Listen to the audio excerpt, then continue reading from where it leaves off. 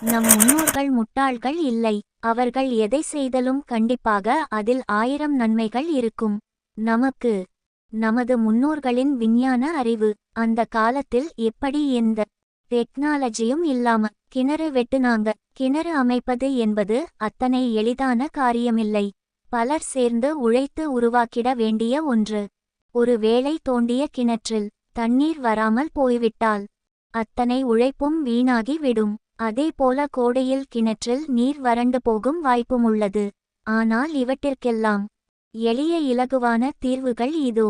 மனையின் குறிப்பிட்ட ஏதாவது ஒரு பகுதியில் அதிகளவு பச்சை பசேலென புட்கள் வளர்ந்திருந்தால் அந்த இடத்தில் கிணறு தோண்ட குறைந்த ஆழத்தில் நீரூற்று தோன்றும் என்கின்றனர்.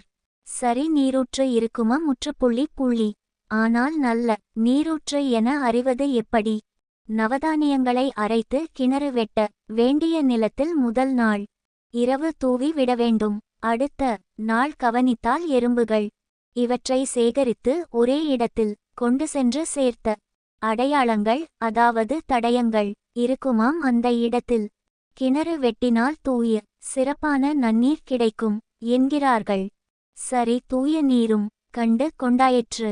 கோடை காலத்திலும் வற்றாத நீர் ஊற்று எந்த இடத்தில் இருக்கிறது என்று அறிவது எப்படி?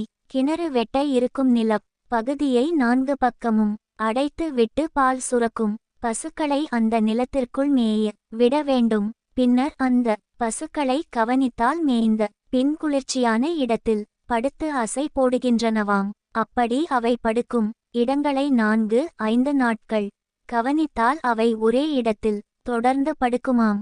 அந்த இடத்தில் தோண்டினால் வற்றாத நீரூற்று கிடைக்குமாம்.